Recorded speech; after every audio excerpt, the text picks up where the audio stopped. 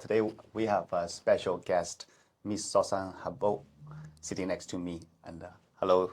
Hello, Mr. Liu. Hello, how are you today? Nice meeting you. Thank you. Yeah, and thank you so much for inviting me today. Thanks That's for coming. An honor to speak to the Chinese community in British Columbia. And I don't know if we reach also the community in other parts of North America. That's a pleasure and honor. So first of all, would you like to just give a little introductions of yourself?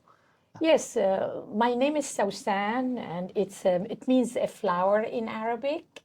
And I was born in Damascus, the capital of Syria.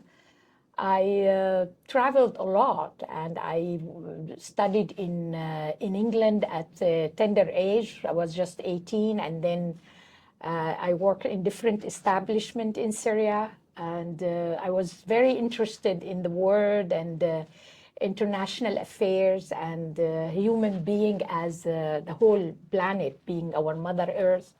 So my journey took me then to travel to Canada to study, to become a lawyer.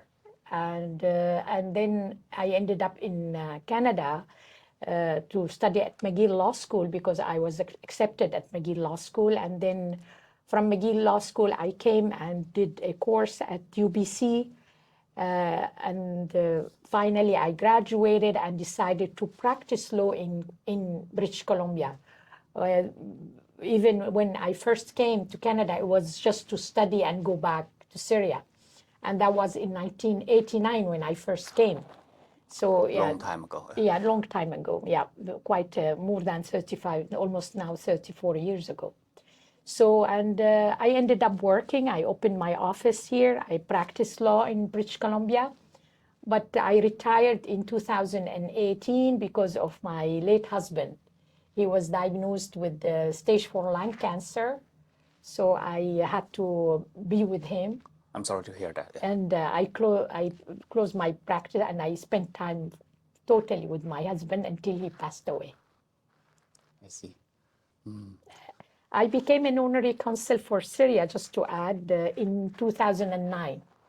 At that time, there was a Syrian embassy in Ottawa, and there were Syrian embassy in Washington, D.C., and there were many different honorary consul in the U.S., and there were an honorary consul in Toronto and Montreal. But then the situation in Syria erupted as the conflict.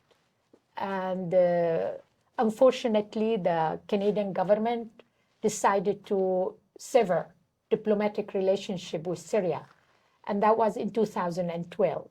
So the Syrian embassy was closed in Ottawa, and only left the consulate, honorary consulate in Montreal, and this consulate, being the honorary consulate in Vancouver. But later on, the honorary consulate in Montreal was closed also by a decision from the Canadian government. And now the only consulate that served the Syrian community is the honorary consulate for Syria in the province of British Columbia that serves the community, Syrian community in Canada and the US, because there's no other outlet for the Syrians to do any of their paperwork that they need back home in Syria. Which creates a lot of work for you, because you're the only one actually in North America who can help all Syrians outside of Syria. The issue is not the work. The work one can manage, be it by additional assistance or from the community volunteer. The issue is being an honorary consul by definition, by international law. You're not an official, a government employee from the Syrian Ministry of Foreign Affairs. You don't have the capacity to do everything. Your jurisdiction, your authority is very limited as a definition of the international law. So you don't have so much kind of authority per se. You are, as an honorary consul, you're a Canadian, and added to it, be it a second nationality. It happened for me. I'm a Canadian Syrian. I speak the language. I relate to the community here.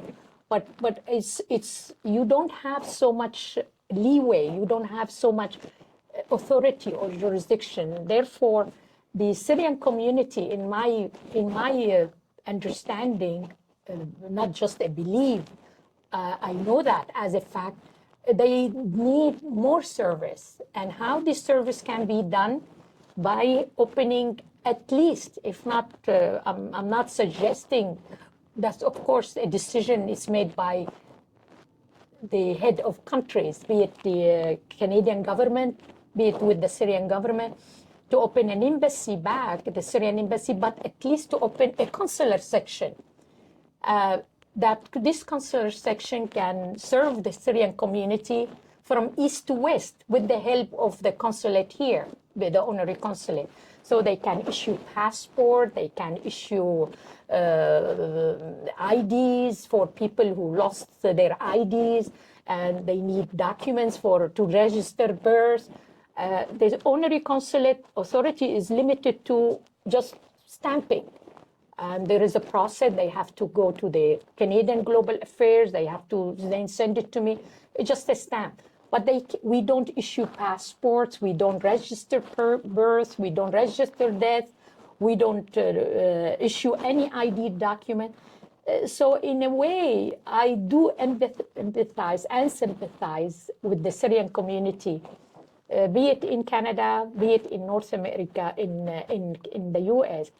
They do need a consular section, that's for sure, let alone now with the devastation that happened recently. So to my understanding, Ms. Habbal, it is recognized by the current Syrian government, also accredited by Canada Affair. Yes, Yes. I am. The process of an honorary consul is that someone within the community that has a name that served the community. And as a lawyer, I used to serve a lot the Syrian community who comes here, they need legal advice, sort of. So my name was known among not just the Syrian community per se, because I speak Arabic and I speak French. So most of the Arabic community, be it who speak French, who speak Arabic, they would come to me. So the Syrian government, as a name that was more or less has a reputation within the community, was recommended to be an honorary consul to the Canadian government. And the Canadian government, thankfully, accredited me and accepted me as an honorary consul for Syria. I see. Well, despite of the situation, well, at least, they have someone like you, still working for them in BC right now. Yeah. Well, it's sad, actually. I truly feel sad for the Syrian community being, they are a very disadvantaged community, be it even as a Canadian government.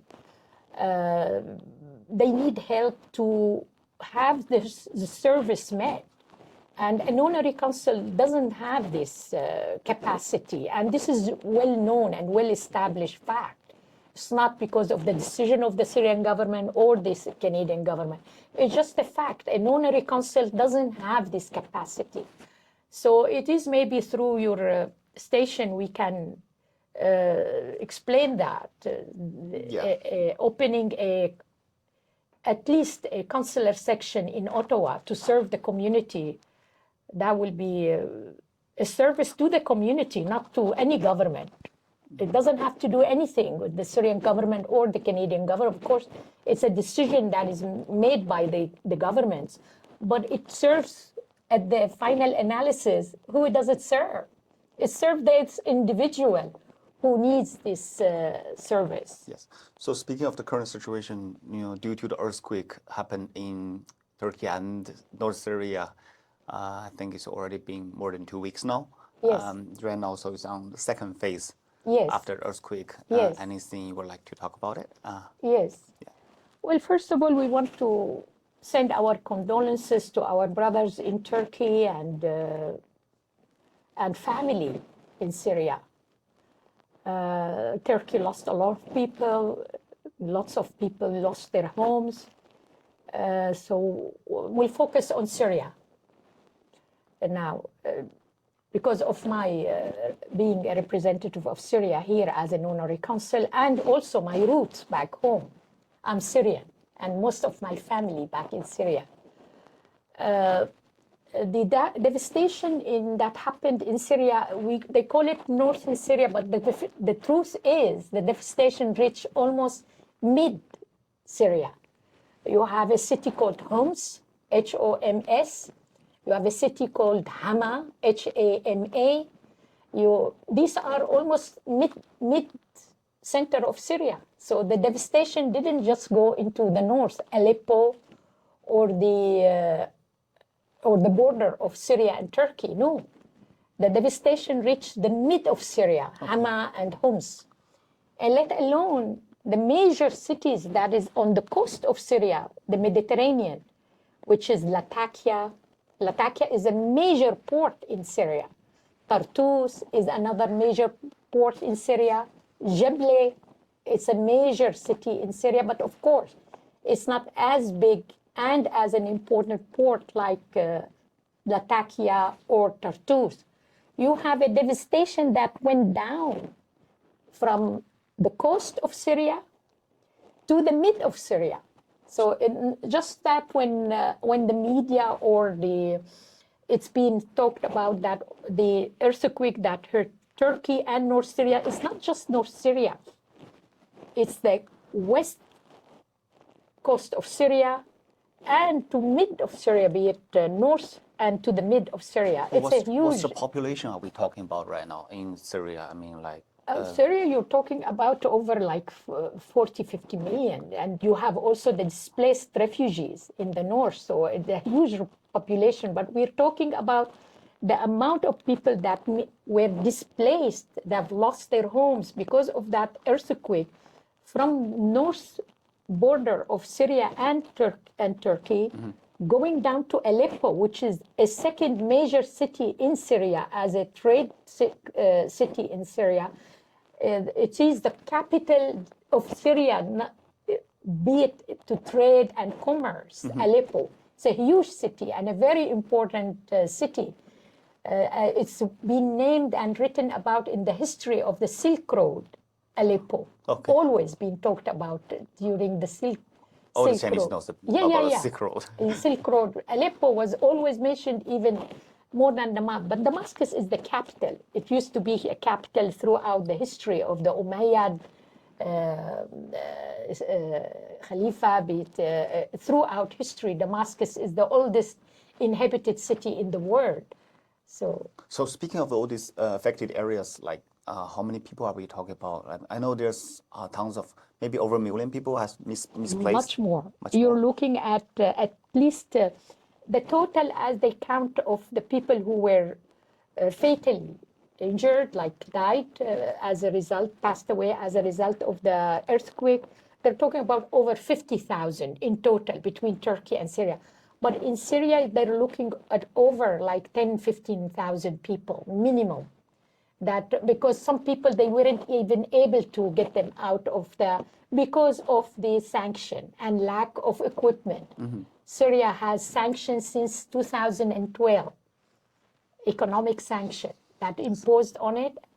And sanctions, yes, they say that it's imposed on government, but the truth is the only people that suffer from sanction is the regular people, the human being who needs to build a home, to eat, to repair a car, to repair a factory that's been manufacturing basic elements to the population.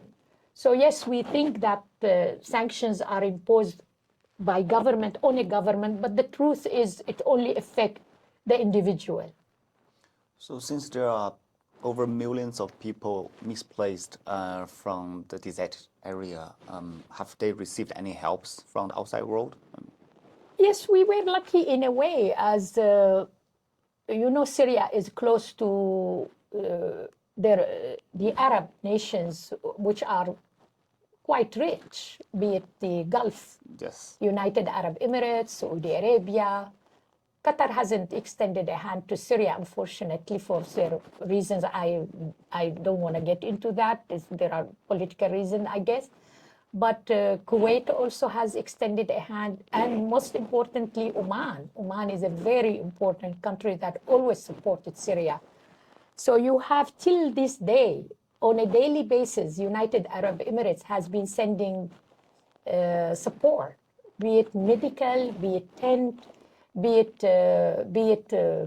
funding as well, be it staff, rescue and search staff, which now they finished the rescue and search is over, it's finished. Like, as you know, people won't survive more than 10, 15 days. Even the body of the deceased, they weren't able to get it out because of lack of equipment. Okay. But so right now it's already in the second phase of the earthquake. So what are the secure supplies are really needed right now? Well, they do need, if you're looking at over 2-3 million people minimum that are displaced, and they are sitting in mosques and sitting in churches. They are even if we are to thank people, be it the United Arab Emirates, be it I know for a fact that Italy has sent support, the only European nation. What about Canada right now? Canada hasn't sent no supplies at all? No support. Canada hasn't, no flight has arrived from Canada. That the only declaration from Canada, as far as I know, I might be wrong.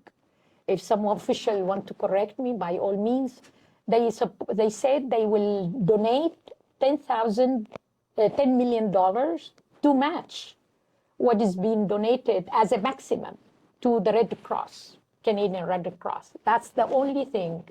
Canada has supported Syria, not as a country, Syrian as a human being who were devastated by this. And as we know, Canada is the leader in humanity. We always know that about Canada. From the time of Mr. Pierre Trudeau. Mr. Trudeau, the father of the young Trudeau, who is our prime minister now, I learned about him myself in law school, because Mr. Pierre Trudeau is a lawyer by profession. But our Charter of Rights became part of our Constitution as Canadian is because of Mr. Pierre Trudeau. He entrenched the Charter of Rights, the Canadian Charter of Rights, as part of the Canadian Constitution. It's Mr. Pierre Trudeau. Well, speaking of that, if not by currency, any other ways we can donate from our communities to Syria? The Chinese community has always been a generous community. Even the Chinese who lives in China, or we're talking now to the Chinese community who lives in North America, whoever you reach, be it Canada, be it in other cities in North America.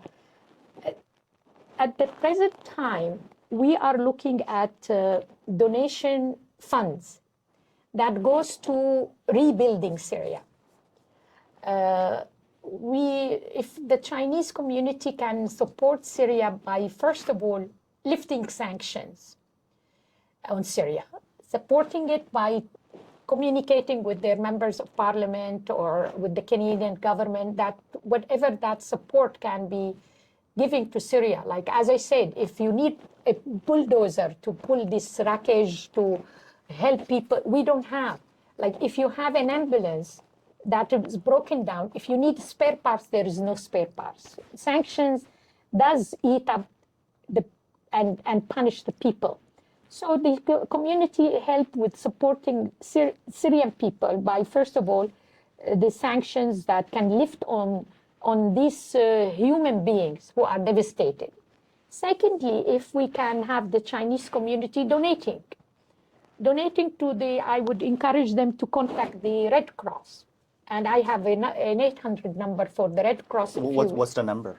They can contact by email or by phone. It's 1-800-418-1111. I repeat the number, which is 1-800-418-1111. 1111.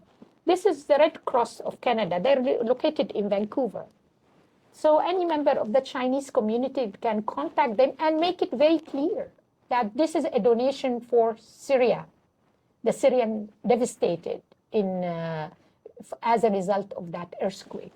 And there's also, they can get more information by visiting their website, which is www.redcross.ca. As I said, it's located in Vancouver, their branch. It's actually on 6th Avenue, I think, in Vancouver.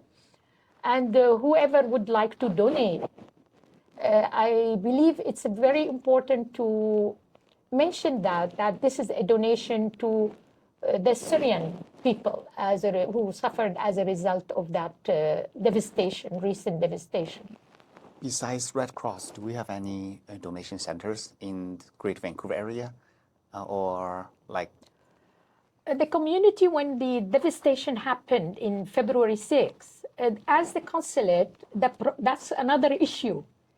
Because we are an honorary consulate, and there are sanctions on Syria, I can't have a bank account that is to receive donations. Because first of all, I'm an honorary consulate, and there are very much restrictions on Syria to open a bank account and get the funds being transferred to Syria. There is a lot of complication. First, because you don't have an official embassy. Secondly, because of the restriction imposed on Syria, the sanction. So what the community did, and of course we were in contact with the community if they need any guidance, if they need any help. You have a church that is located in Burnaby. They have accumulated, as far as I know, I was informed by the secretary of the church, which is in Burnaby, they collected about $8,500 in 1 week, Canadian dollar. Is the church operating the charity funds for the Syrian? Yes.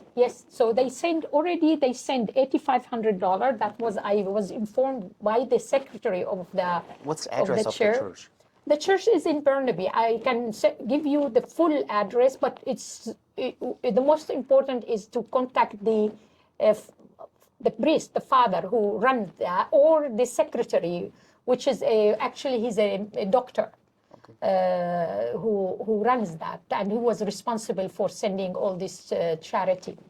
So there is a church in Burnaby, which is St. Therese, I think, but their headquarters is in Montreal.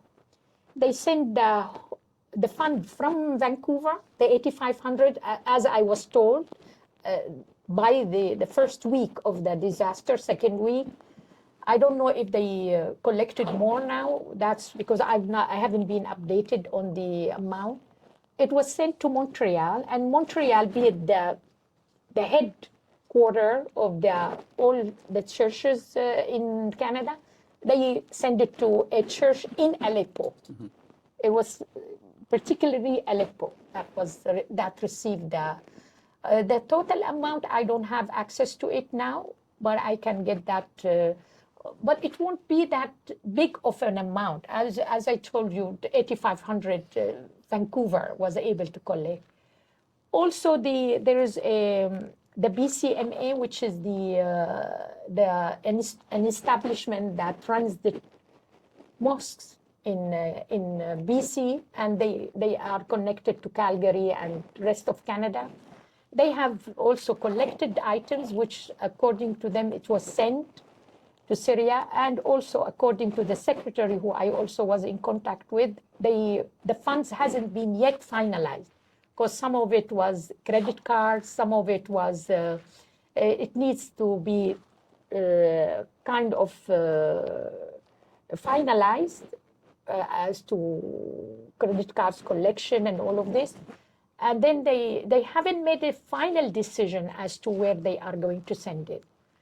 The consulate doesn't get involved because that's the decision of the establishment itself. Like the consulate does not, being an owner, does not direct the church where to send the money, does not direct the BCMA, the mosque where to send the money. It's their they can talk to us. We can about how can we help. Like we recommended the Red Cross and the Red Crescent, Syrian Red Crescent. So in hence, according to what you said, right now there's no direct flight, there's no direct No. supply. So the No. only ways we can do it right now, neither through Red Cross Red Cross, or to the churches in Burnaby. There's a church in Burnaby and there's the BCMA in Vancouver. They have also a mosque in Burnaby, but they are responsible for all the mosques. It's a council. They have a board members. So if you want to donate to a mosque, yes, through BCMA. And if you want to donate through a church, there is the church in Burnaby, which I can get you. I don't have that, but I have a phone number. It's a private phone number. I would like to get the father number, then I can pass that to you if you like, if they would like to. But mostly it's the Red Cross, because of the government of Canada said they will match up to maximum of 10 million.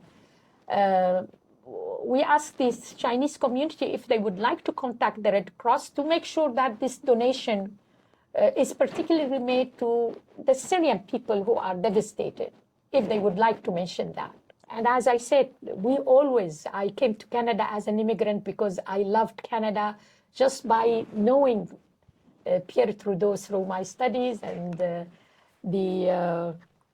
it's a leading country in humanity. That's how I learned about Canada when I came, and I wanted to live in it and practice law as a leading country in humanity. Well, we all are, right? Because Canadian is the #1 friendly countries. Exactly. And so Vancouver, it's a multi-pod. Everyone is very friendly here. Yeah. So let alone the friendliness, it was always the Switzerland of North America.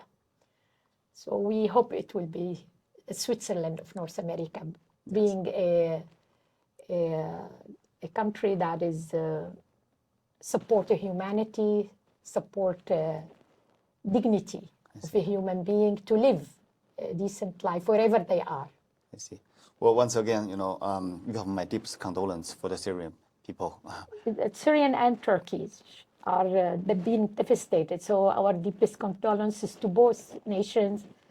But Syrians, they were hit twice. They were hit by a war, a conflict that was brought on them, unfortunately. They didn't choose that conflict. It was brought on their country. And also now that earthquake that devastated the country. It's a major, major earthquake. Yeah, okay. All right, thank you for coming today. It was a pleasure, Mr. Leo. It was a pleasure meeting you and speaking with you.